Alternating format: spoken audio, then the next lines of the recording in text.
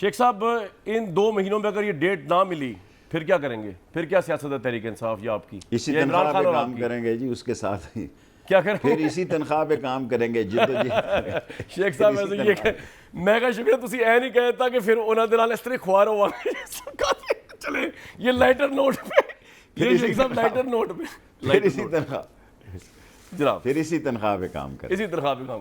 شیخ صاحب بات یہ ہے کہ گولڈن موقع تھا، عمران خان صاحب اگر اپنی تھوڑی سی اس سے نیچے آ جاتے. سب نے ان کو بتا دیا تھا شہباز شریف ریزائن کرنے جا رہے تھے، سب کچھ سیٹل ہو گیا. شیخ صاحب خبر کی بنیاد پہ بتا رہا ہوں آپ کو، 25 کو دوحہ کے ایگریمنٹ کے بعد IMF کے ریزیگنیشن، لیکن عمران خان صاحب نے کسی کی نہیں مانی. نہ آپ کی، شاید مجھے نہیں پتا آپ نے کیا مشورہ دیا، کسی کی نہیں مانی.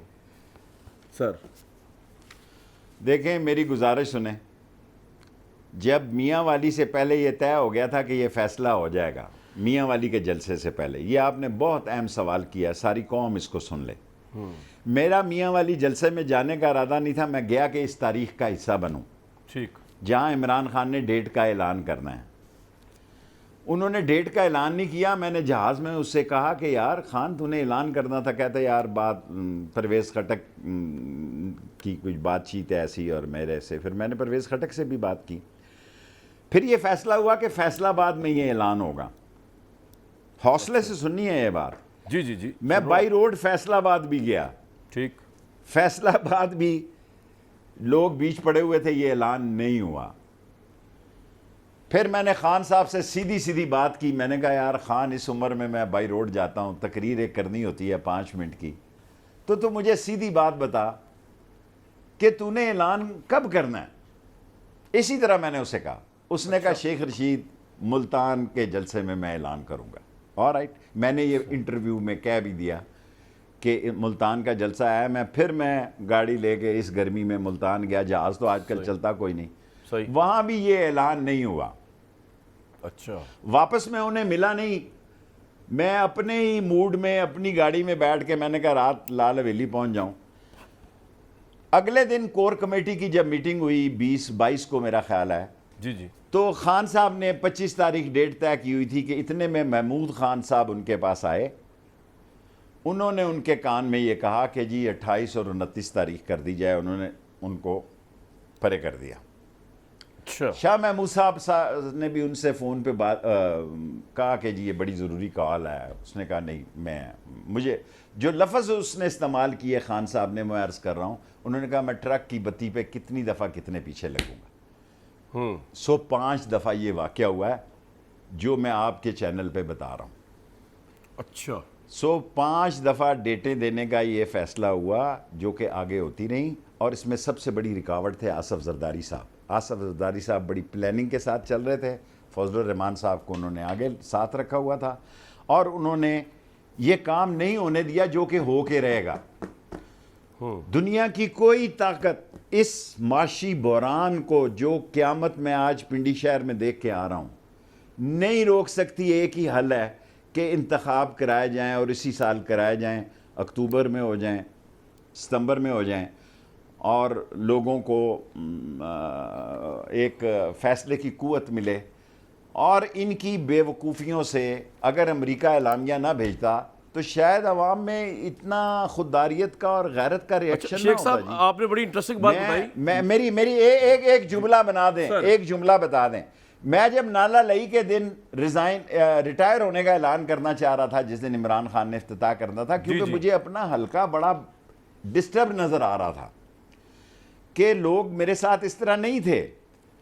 اور ایک ایسی فضا بدی کو امریکن اعلامیہ کے بعد اور جو چور دروازے سے لوگ آئے، کیونکہ 3.5 سال عمران خان نے ایک ہی کام کیا. وہ بیچارہ مقصود چپڑاسی پتہ نہیں مارا گیا یا مار دیا گیا رضوان کی طرح اور آرزو کی طرح. انہیں جی ڈیتھ ہو گئی اور سارا حلقہ بدل گیا. گھر گھر میں عمران خان پہنچ گیا. یہ ان کو وقت بتائے گا، کل کا اللہ کو پتہ ہے. لیکن اس وقت عمران خان ہر گھر میں پہنچ چکا ہے.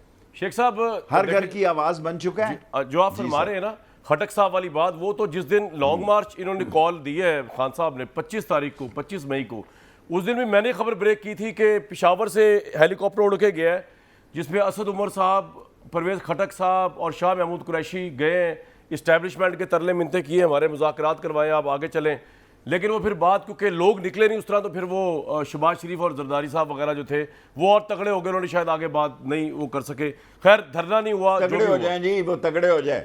شیخ صاحب لیکن میرا آپ سے ایک سوال ہے, یہ مذاکرات یہ 3 لوگوں نے جو کیے, پہلے اس میں ایک آفیسر بڑے موجود تھے, اس کے بعد وہ چلے گئے, پھر ان کے سیکنڈ آفیسر موجود رہے.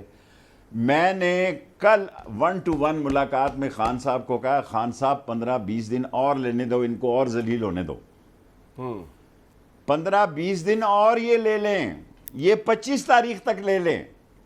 میں نے ان کو کہا کوئی سیکنڈ کال سے پہلے ان کو خود لوگوں میں اور ذلیل ہونے دو, ایک دفعہ بجلی گیس کا بل جانے دیں ان لوگوں کے گھر. اور جب میں گاڑی پہ جاتا ہوں, ابھی گیا تھا یہ جو آپ کے سامنے بجلی گئی, تو 4-5 دن پہلے 2-3 دن پہلے جب میں گیا تو مجھے وہ جو پٹرول ڈالتا ہے اس نے کہا شیخ صاحب جس کی گاڑی میں نوزل ڈالتا ہوں, جس موٹر سائیکل کی گاڑی میں ڈالتا ہوں, وہ اس کو چیری بلاسم کو اور شو پالش کو چور کا پہلے گالی دیتا ہے, پھر پٹرول ڈلواتا ہے 500 روپے کا. پہلے گالی دیتا ہے کہ چوروں کو لا کے چور دروازے سے مسلط کر دیا گیا, کہتا ہے پھر وہ پٹرول ڈلواتا ہے. پولیٹیکلی تو دیکھیں کوئی اچھی بات نہیں ہے, لیکن میں آج شہر سے بڑا ڈپریس آیا ہوں کہ لوگوں کے حالات بڑے خراب ہیں, اور یہ نہ ہو کہ یہ حالات کسی اور طرف نکل جائیں, کسی کے کال کی ضرورت بھی نہ, شیخ صاحب مجھے اب آپ سے کال بھی نہ دے سکے اور لوگ نکل آئیں. بالکل ٹھیک. شیخ صاحب بات یہ ہے کہ میں آپ کی جو بات سمجھا ہوں نا, اور میں اس سے 90% ایگری کرتا ہوں. جہاں میں ایگری نہیں کرتا ہوں آبویسلی جو عمران خان صاحب نے جس طرح کی نیم کالنگ کی میر جعفر میر صادق, اینی ہاؤ اس کو چھوڑیں اس وقت. بات صرف سر اتنی سی ہے کہ اس ملک میں ایسے ہی ہوتا ہے, کون سا پرائم منسٹر اس نے ٹرم پوری کی, تو عمران صاحب تو بلا وجہ اتنے خفا ہو گئے ایسے کہ پتہ نہیں کوئی زندگی میں کوئی برٹش ڈیموکریسی چل رہی تھی اور پتہ نہیں کیا ہو گیا ادھر. ایسے ہی ہوتا ہے سر, ادھر 2/3 والوں کو اتار دیا گیا, یہاں تو آپ کی حکومت ہی تھادیوں پہ قائم تھی. شیخ صاحب آپ نہ ہوتے ایک منٹ, آپ نے میر جعفر کی اور اس کی بات کی ہے, اس کی بات نہیں کر رہے بگوڑے کی, جس کی گارنٹر یہ تھا, جس کو شام کو فرد جرم لگنی ہوتی ہے, صبح لگنی ہوتی ہے, تو شام کو پرائم منسٹر بن جاتا ہے اور وہی حال چیف منسٹر کا ہوتا ہے. 14 مرتبہ نواز شریف نے باجوہ کے بد زبانی کی ہے اور جنرل فیض کے خلاف کی ہے, تو کیونکہ انہوں نے جوتے چاٹ لیے, وہ پاؤں میں پڑ گئے, تو وہ ٹھیک ہو گئے جناب علی. 14 مرتبہ شیخوپورہ, گجرانوالہ, لاہور اور لندن سے بیٹھ کے انہوں نے بد زبانی کی ہے پاک فوج کے بارے میں اور جنرل باجوہ کے بارے میں اور جنرل فیض حمید کے بارے میں. وہ آپ کو دکھائی نہیں دے رہا, اور ایک نے اپنا بیٹا وزیر خارجہ بنا لیا ہے. ٹھہر جاؤ, میری بات تو سن لینا یار. ایک نے اپنا بیٹا وزیر خارجہ, ابھی تک دفتر ہی نہیں گیا. آپ دیکھیں نا, وہ رنگینیوں میں لگا ہوا ہے, کبھی جرمنی ہے, کبھی سوئٹزرلینڈ ہے, اتنے ملک کے دیکھیں نا, بین الاقوامی حالات ٹھیک کرنے جا رہا ہے کہ ابھی تک دفتر میں جا کے چارج نہیں لیا. ایک نے اپنا, جس نے کبھی مسجد کا غسل خانہ نہیں بنایا, اس کو مواصلات میں لگا دیا. تیسرے نے اپنے کو چیف منسٹر لگا دیا. چوتھے نے ابھی کل 200 بندے اتارے ہیں مذہبی امور سے. کیا یار یہ ملک ہے کہ کسی آڑت منڈی کی دکان ہے؟ مذاق تو نہیں ہے جو اس قوم کے ساتھ ہو رہا ہے. اور اگر میں خاموش بھی ہو جاؤں, میں تو دیکھیں, میں تو ٹی وی پہ ہی بات کر سکتا ہوں, یہ بھی اب میں کم کر دوں گا, کیونکہ آج جو میں دیکھ کے گیا ہوں کہ یہ نہ ہو یہ بات بھی میرے متھے لگ جائے کہ شیخ رشید نے آ گئی 25 تھانوں میں درخواستیں اور 17 مقدمے ہیں. میں ڈرتا نہیں جیل سے, جیل میری, وہ صحیح کہتے ہیں کہ جیل میری سسرال ہے, میں ان لیڈروں میں سے نہیں ہوں. بٹ ہارڈ فیکٹ یہ ہے کہ لوگ اپنے آپ کو نہ مار لیں. لوگوں کے مسائل اتنے گمبھیر ہو چکے ہیں. ابھی جانے دیں ایک بجلی کا بل, میں نے خان کو کہا ایک بجلی کا بل جانے دیں, ایک گیس کا بل جانے دیں. جون جولائی 2 مہینوں میں فیصلہ ہو جانا ہے. اس قوم نے کسی کی کال کا بھی انتظار نہیں کرنا ہے عمران خان کی.